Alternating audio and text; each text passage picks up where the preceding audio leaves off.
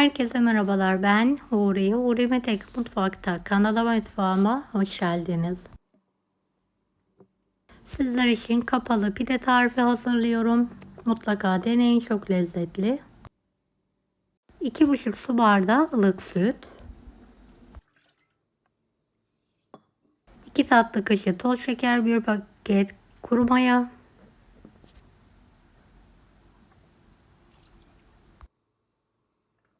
2 yemek kaşığı sıvı yağ. Bir miktarını kenara ayırıyorum. Evet, 4,5-5 su bardağına yakın un. 2,5 tatlı kaşığı tuz. Yumuşak, ele yapışmayan bir hamur hazırlayalım.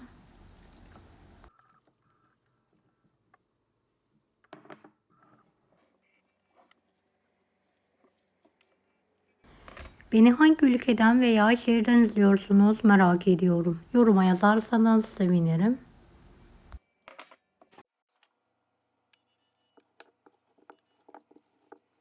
Evet, tezi üzerinde yoğurduğum hamuru 1 yemek kaşığı sıvı yağ ile tekrardan yoğuruyorum. Pürüzsüz olana kadar hamuru yoğuralım.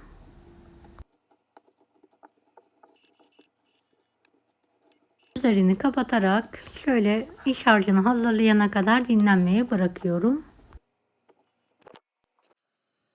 İç harcımız için 250 gram haşlanmış didiklenmiş eti şöyle bir kavuruyorum. Üzerine 1 adet kuru soğan, 2 tane de doğranmış biberi ekliyorum. Birlikte kavurma işlemine devam ediyorum.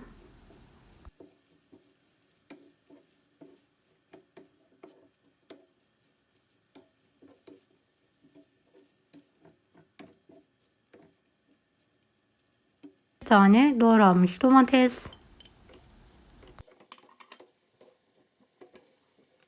bir miktar sıvı yağ ekliyorum.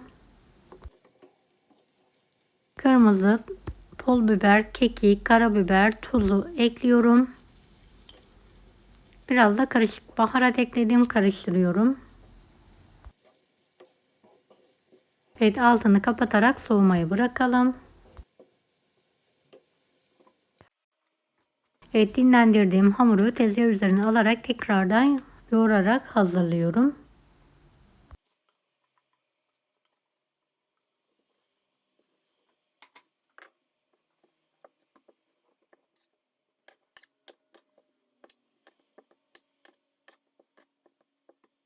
Şöyle mandalinadan büyük bezelere kesiyorum.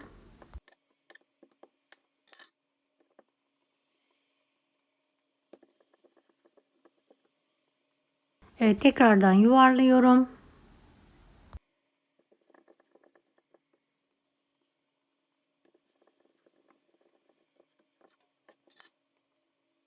Un bezi olarak hazırladım. 10 dakika dinlendikten sonra bezelerimi merdane yardımıyla incelterek açıyorum.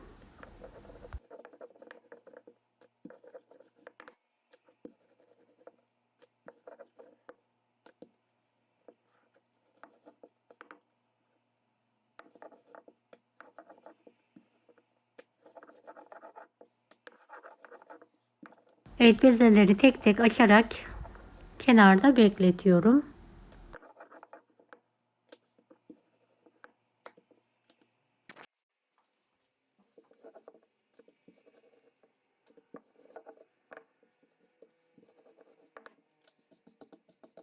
Evet, hepsini şöyle tezgaha dizelim.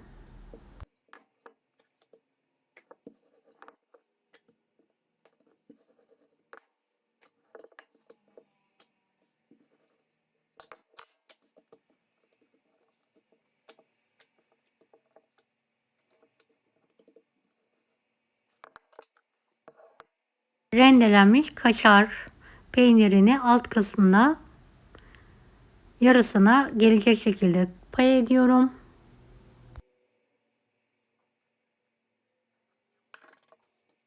Bir kısmını da ketçap sürüyorum.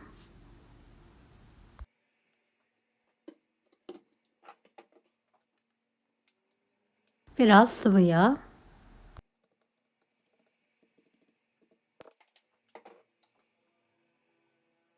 kekik serpelim. Rendelenmiş kaşar.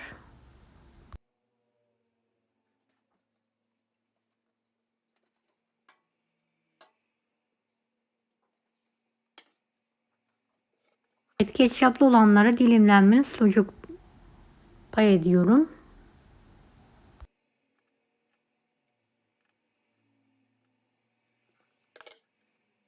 Evet, top peynirim vardı. Onları da ziyan olmaması için aralarına şöyle bir yerleştiriyorum. Evet, kavurmalı olanların üzerine eşit miktarda et pay ediyorum ve düzeltiyorum.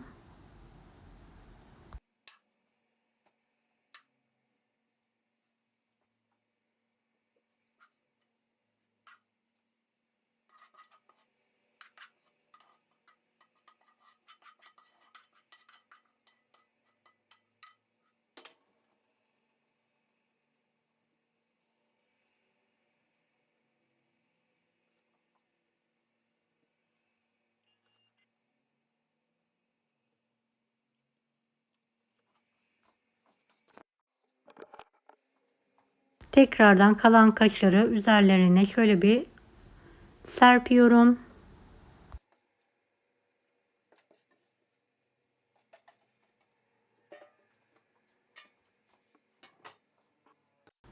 Evet, pidelerimi kapatarak kenarlarına hafif bir şekilde düzeltiyorum. Fazla bastırmayalım.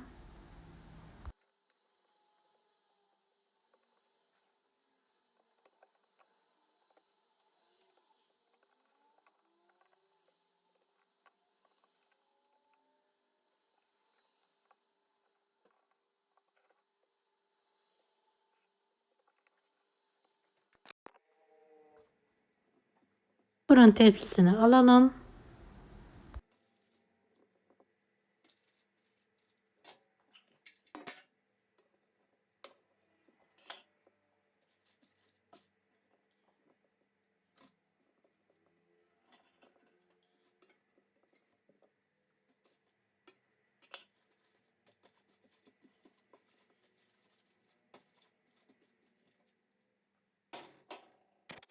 Bir tane yumurtayı biraz yoğurtla çırparak üzerlerine fırça yardımıyla sürüyorum.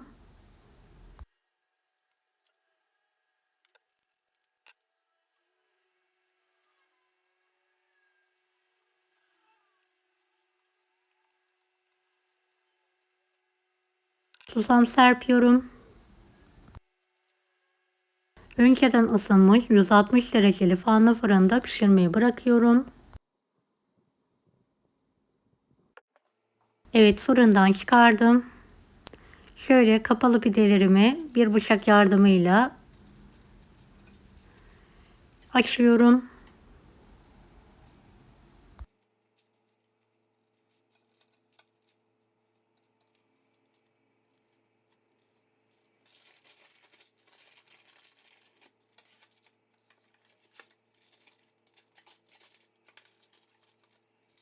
Karışımına doğranmış marul,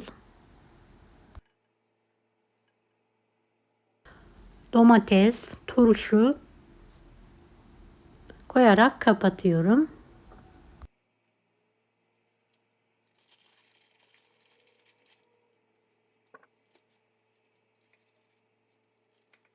Evet, kavurmalı olanları marullu, domatesli ve turşulu olarak hazırlıyorum.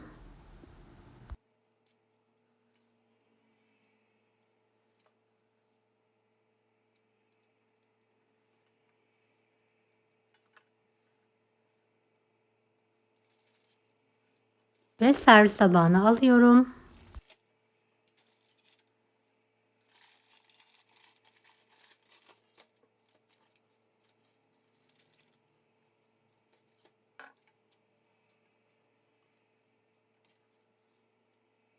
Evet, hiç bekletmeden sıcak sıcak bu şekilde tüketelim.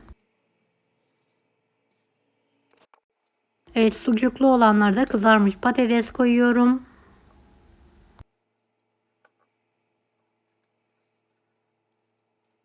Marul, domates ve turşuyla ikrama hazırlıyorum.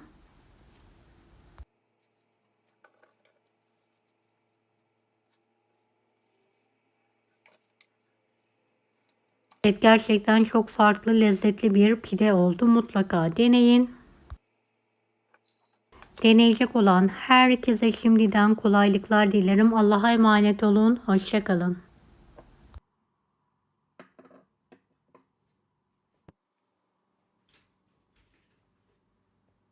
Daha farklı tarifler için bunları da izlemeyi unutmayınız. Kolay gelsin herkese.